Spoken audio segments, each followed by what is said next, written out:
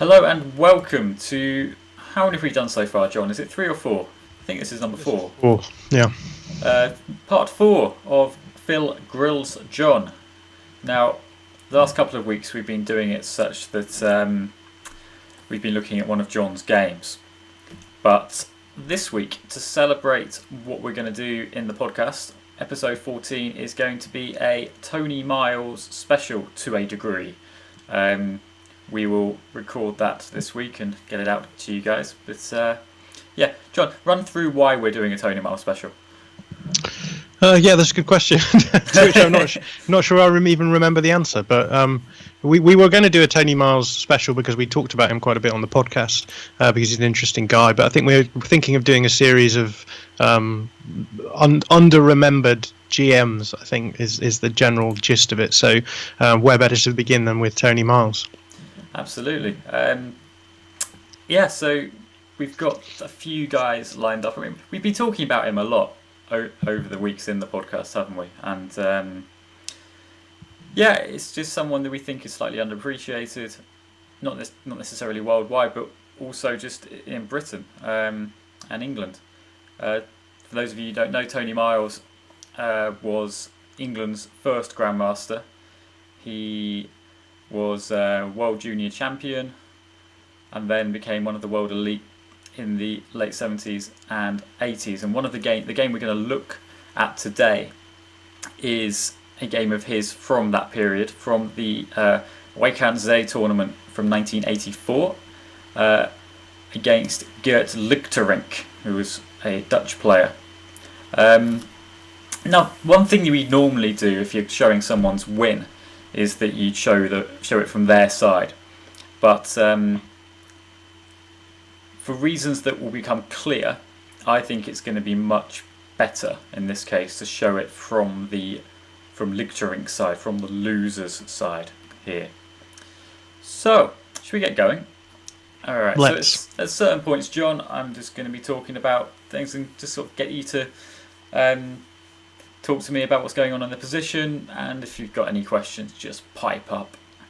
So, Lichterink played e4, and Miles... It's a good opening, that. There we go. I've seen that one before. And Miles played knight to c6, which is the Nimzovich defence. Very unusual starting move, but what do you think the idea might be with it?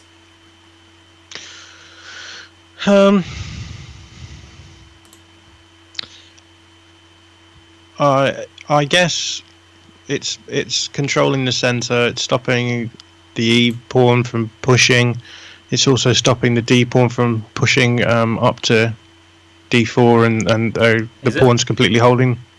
Oh no, it's not. Yeah, so you've got the queen behind it. So yeah, the idea mainly is to kind of defer the option with these two pawns and decide, based on what white plays, how to approach the game. So black is still very much got e5 or d5 in line here. Either of those moves are still very playable, pretty much whatever white plays, and it's also able to transpose into a lot of positions. So for example, if white plays knight f3, then yeah, you can go straight into a normal kind of e5 opening. Equally, if let's say d4, then d5 takes it into a slightly unusual position, but this knight is perfectly happy here, and it's going to put pressure on the d4 pawn, like so. Yeah, so there's lots of different moves here for white, but Lichterink did choose knight f3, and Miles answered with d6 instead. Why? What's black trying to do here, do you think? Well, it opens up a route for his bishop without having to necessarily force the issue of a pawn swap on the D file. Mm-hmm. I guess, yeah, if you push D5, then you've got two pieces looking at the D5 square for white and only one for black, and obviously you're going to end up having to move your knight if you do that. So Yeah, I guess the main thing is just Black's just going to play a bit quietly here. It's not going to overstretch themselves with d5. D5 is absolutely fine, but yeah, the idea is just to play very quietly. And at the moment, both of these pieces are looking at the e5 square, so yeah, it stops white expanding any further. White played d4, and Miles played knight to f6. Knight c3 to defend the pawn. Got 1v1 here now. And Miles played bishop to g4. So he's got this pin, and yeah, it's just... I suppose black is now trying to disrupt the white centre. This is the idea. It's slightly peripheral, but the idea is that by pinning this knight, it can't possibly do this job that it wants to of defending this pawn. So if, say, white ignored it and played something like bishop c4, then I think that, yeah, black could either put even more pressure on d4 by the move like e5, or just taking this might also be quite solid, because if queen takes, then the pawn just drops. So white would have to, in this case, take with the pawn. So for that reason, how do you think white here, John, can respond in kind and keep these guys happy?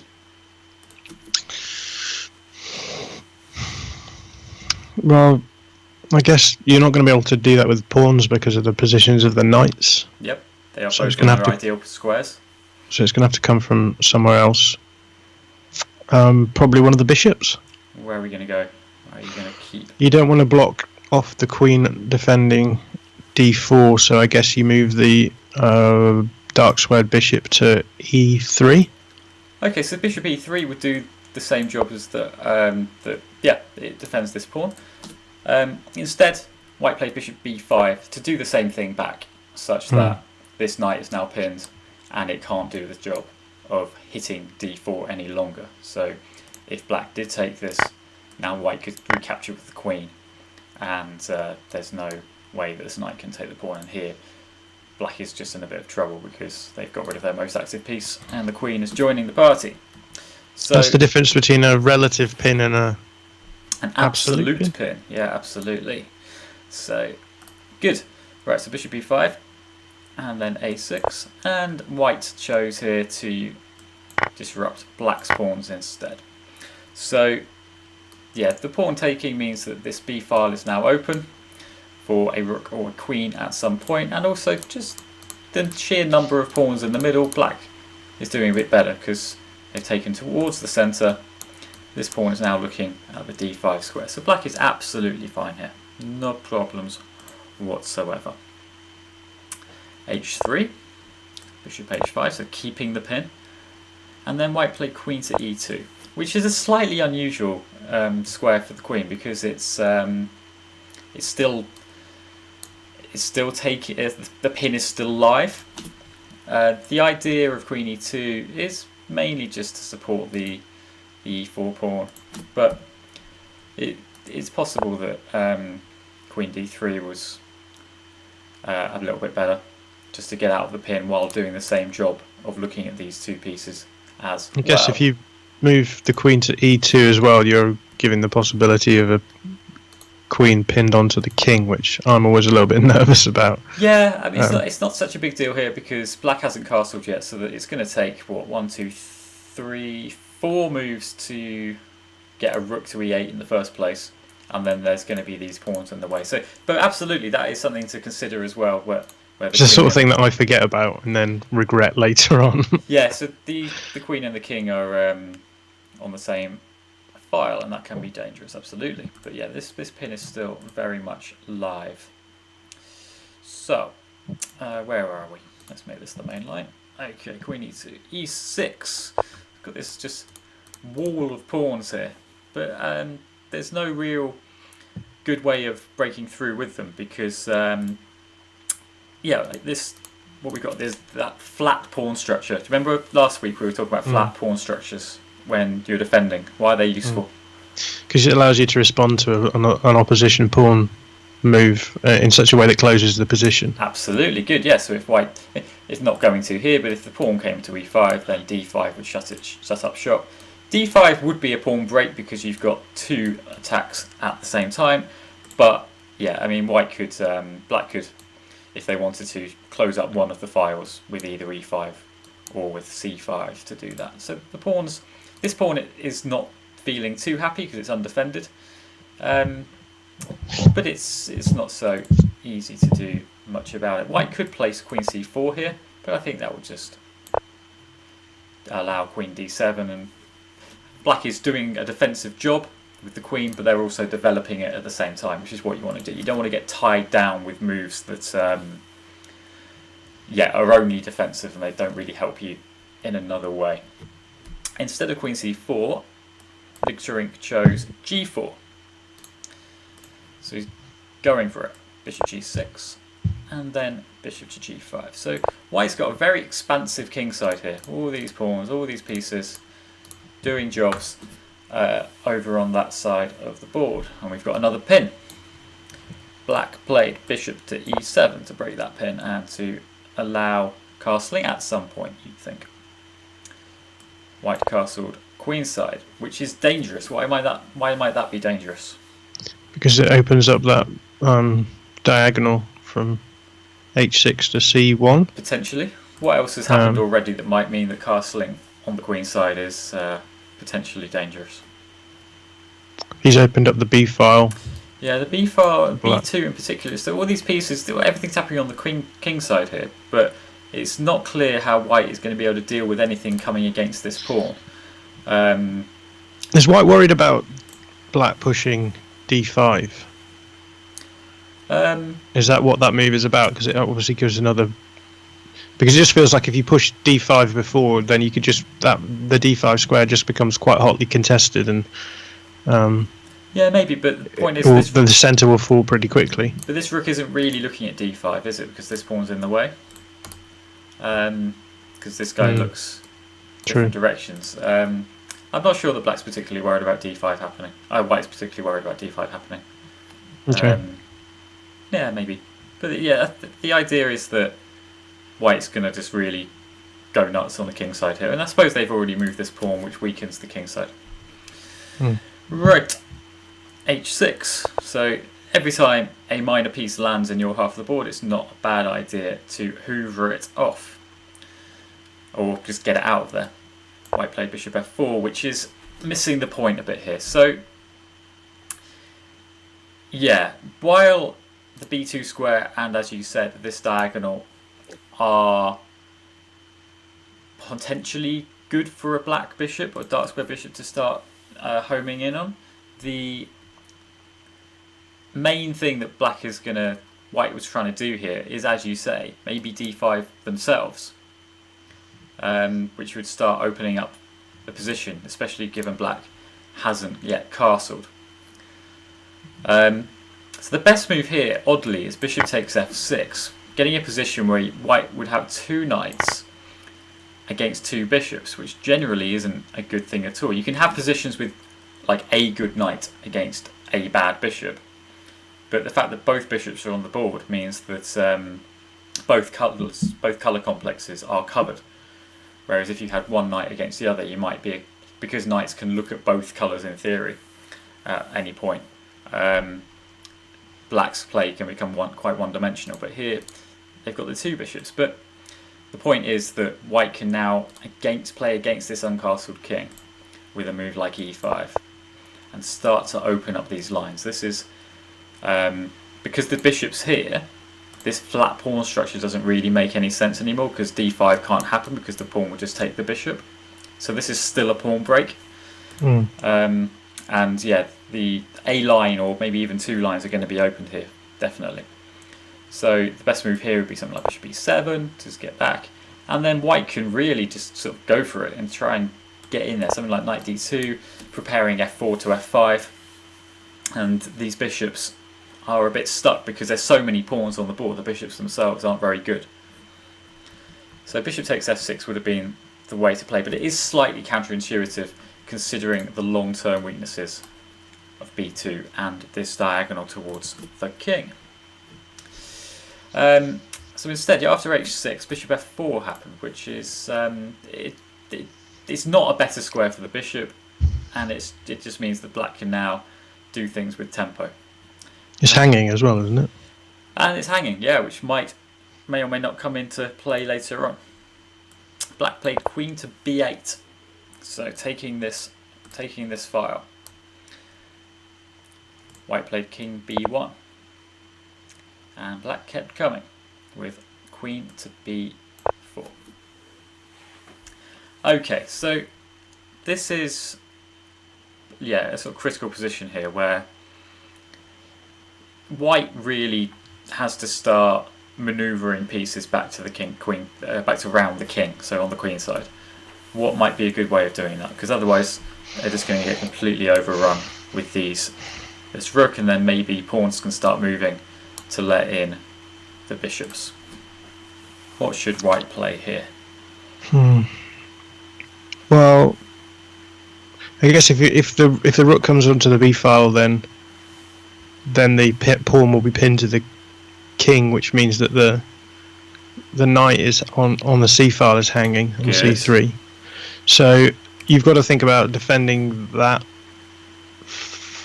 somehow. So maybe bringing the bishop back to d2, or using the queen to defend. But obviously, you don't really want the queen to defend. The problem with moving the bishop to d2, sorry, is that it stops the knight from coming across easily. So that's tricky as well. So I guess it depends on what order you want to do things. If you want to bring the knight across and then defend so maybe using the queen to defend the knight is a good idea. Okay, so where are you going to go? d3. Okay, so queen d3, and then I'll carry on. What's your plan next? Now bring the knight across to d2. Really? Oh yeah, no. You have some issues. So how would you solve them?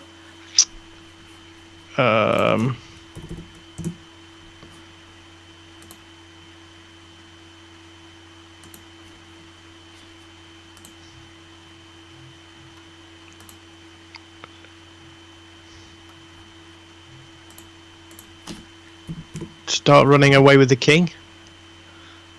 You can't really, can you? Because the queen just takes the pawn anyway.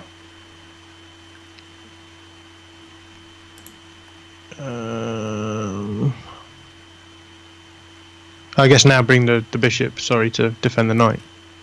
But there's no point defending the knight, you're going to get mated.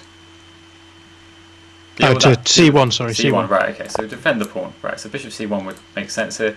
But, yeah, I mean, what white's doing here is pretty much relegating this bishop to a lifetime of pain and misery and boredom.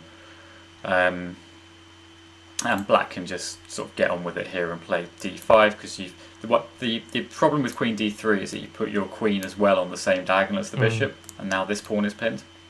Yeah. So black can now start to open up some more lines and get rid of some pawns to make their bishop pair even better. So queen d3 doesn't quite work. Knight d2 would be the main move here. Now the d pawn does drop, but in return you're not getting mated, and white's pieces are already quite well placed to use the open d file that's been created here. So something like knight c4, queen a7, and then white could just continue with their main plan here of getting things going against both the king and also maybe even against this pawn. Knight a5 here isn't a ridiculous move, I don't think. Maybe it is. What is the best move here? Probably h4. h4 looks quite good. But black's still doing quite well because of their pawn up here. So knight d2 would be one way. Lichterink went with bishop to c1. Yeah, as we said, relegating that bishop to a lifetime of pain and misery. And black played rook b8 to threaten, as you say, this pawn is now pinned, does not do a defensive job of defending the knight, so queen takes c3 is a threat. Now, how can white possibly extricate themselves from this mess then? What do you reckon?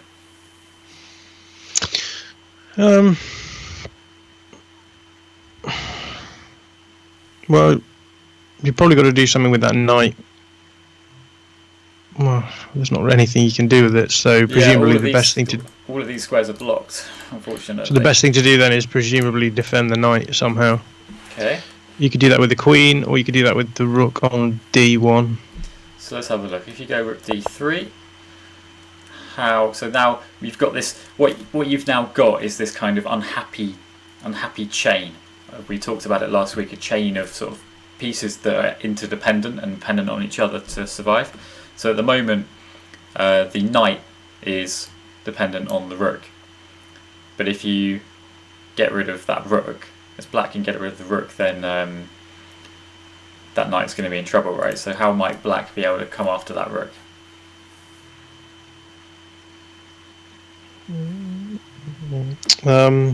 Using the bishop. Maybe. And taking e4. Yeah, but the knight is free to then come and take that back. Yeah, that's true. So it can be a bit more direct. Start pushing the pawn towards it. Absolutely, yeah. C5 would just be quite good here, I think. Unless I've missed something, I don't think I have.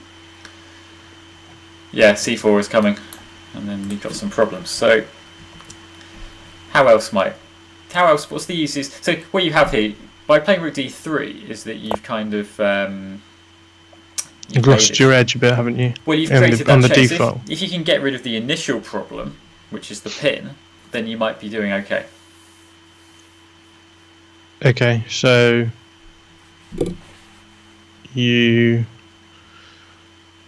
can move the king to Absolutely, a1. yes, the king a1. Just gets rid of the pin, gets rid of the problem for now anyway. These pieces aren't very happy, and there's still going to be long-term pressure down the b file, but you're not going to get mated here. So king a1 might have been a better try than what Lichtering played, which is b3. Now that seems an extraordinary move, and it is, and this is why we're looking at this game. So what is white up to? What do you reckon? I guess he's fed up of his bishop being basically just a pawn on the back row. Yeah. So it opens up the space for that. It also takes the pressure off that pawn on b2 and gives it 2 defenders. But what's happening here? Well, he's given up. Yeah, he's given up a piece by the looks of it. Okay, so let's work out what's going on here. So in your head, I'm not going to play it just yet. So queen takes knight. This is why I've done this from the white perspective, because I think it's going to be a lot easier to see the tactics that are involved here. So if queen takes knight, what would you then play? What is white up to?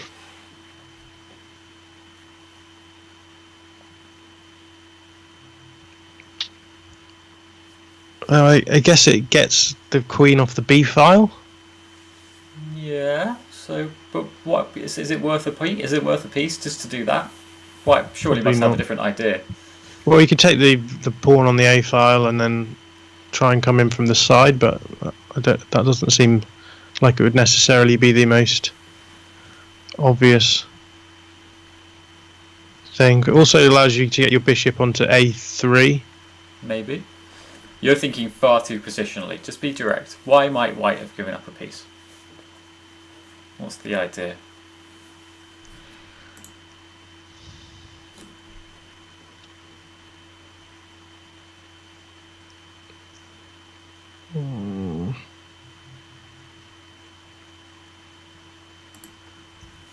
So do you think that he can trap the queen somehow? Right, okay. So queen takes knight and then what?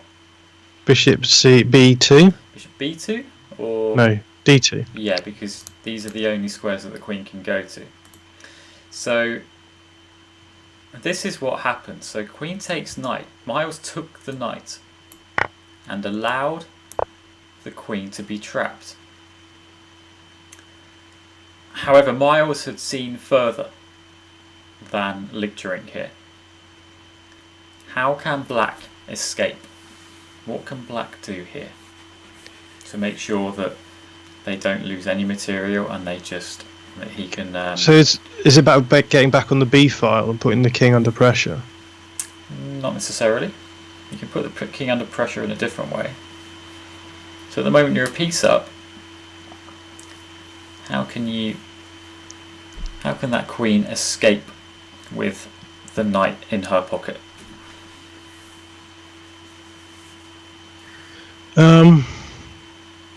So presumably, if you take,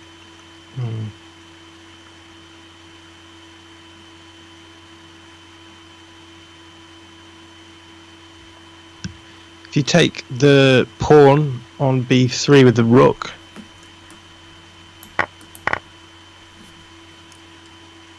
I think you've just given away a rook as well. yeah. I don't think that really does anything. So what about the bishop on g6? Can you? My next move is going to be bishop takes queen, so you need to be fast.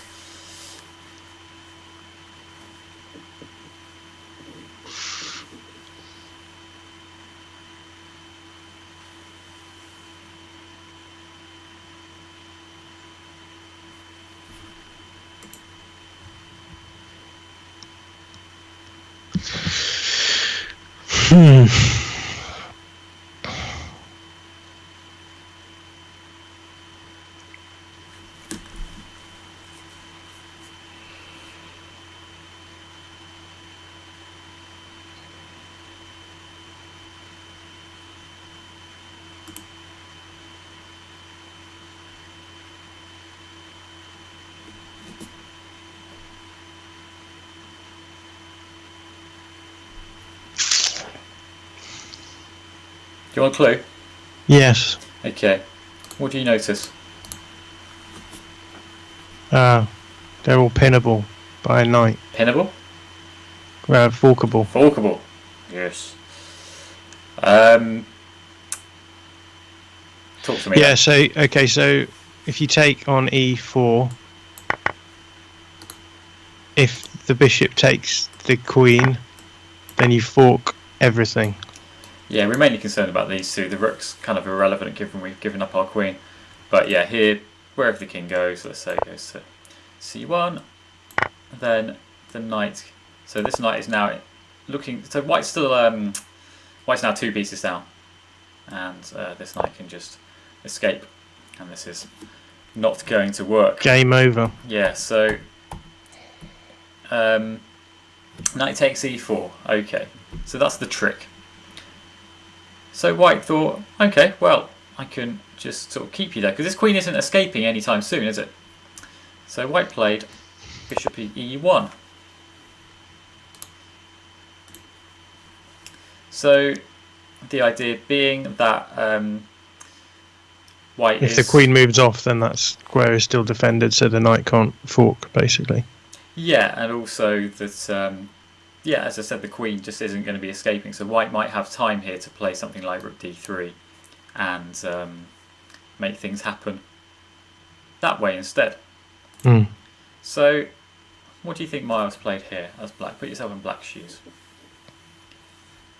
The threat is... I mean, the queen is fine for now, right? Because this can't happen. But if white gets enough time to do other things and make sure everything's safe, then bishop takes c3 might yet become playable. What do you think Miles played?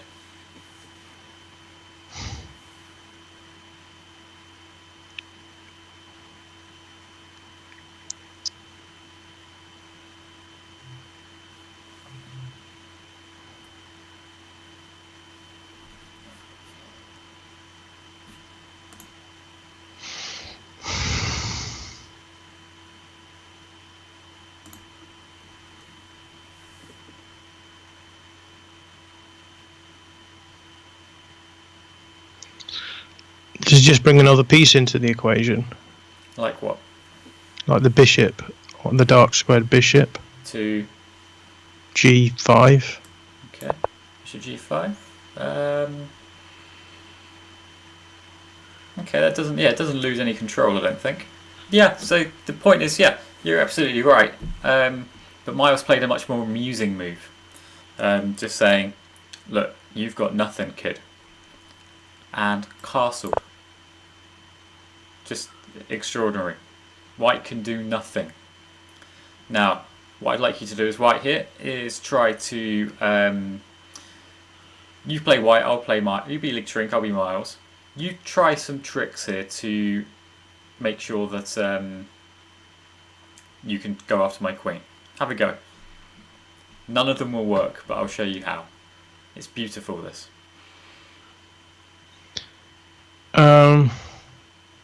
So you can't attack it with the bishop, or take the queen with the bishop, because obviously you're going to lose your queen. Can you?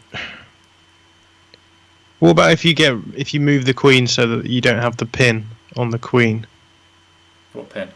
Do you mean the fork? The fork, sorry. Where can you move the queen to, though?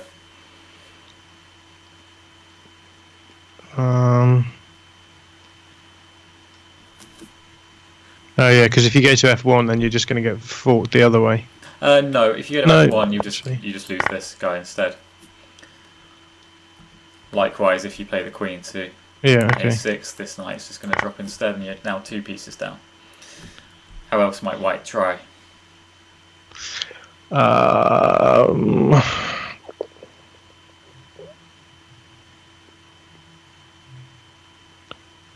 If you push the rook to D3. If you go to rook D3, you have masked this queen's control of C4. This pin is live, the queen can escape via C4 instead, which is beautiful. And Miles had to have seen all of this before he took the knight. That's what makes it so good here. Miles knew exactly what he was doing. It wasn't just a luck box, you know? Miles has seen this completely. Other tries, there aren't many. You can't move the king to get out of the fork because queen A1 is mate. You can try and you could try to get the king out via... You can't even get the king out via A2 instead, something like A4 first, because there's a mate here as well. And then knight D2 is double check. King here, queen takes B3, king A1, queen A3 is mate. So the king can't come out via the A file either. And yeah, there's just nothing to be done. It's just you could resign, I suppose. Licktrink resigned in this position after castles. How many times do you think castles has provoked a resignation? Very few. It's why it's one of my favourite Miles games, because I don't think even castling is the best move here. I think C5 is the best move because it starts to try to extricate the queen up this way, and it's just a bit more direct to getting what you want. But castles is that kind of, it just reveals Miles' sense of humour. That it's going, right, you've got nothing you can play helps you. I'm just going to castle.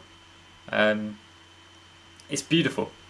It gets more beautiful the more I look at it every time. The other one is queen takes E4, by the way, which has the same response of queen C4.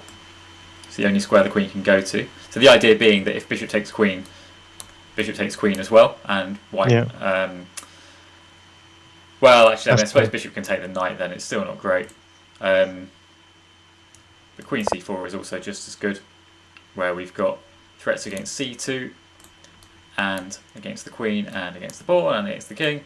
And if the queen moves somewhere like E3, then there's going to be a mate very soon after these kind of moves. D5 lets the other bishop in. Here, here, here, here, and here. So there's all sorts of mates as well. Whatever white tries here. But yeah, in this position, Licktrink resigned. He played his part as well. He didn't have to resign here, but he did, and that makes it an even better game in my opinion. The fact that he didn't sort of try and trudge on and trick Miles in some other way. But yeah, I think this reveals a lot about how Miles played. Just was obviously an extraordinary player, had really good board vision, and also a bit of a sense of humour. And hopefully that's the impression that we're going to give in episode 14. I'm looking forward to it. Yeah, same. Okay, so this has been Phil Grills John. We're going to try and do one of these every week. It won't always be Grandmaster Games, but it won't always be where we look at John's games either. We're going to try and mix it up as much as we can. And if you've got any suggestions for things that we can cover as in a lesson like this, then please get in touch via the normal channels. So yeah, thank you very much, John. Thank you. See you guys soon.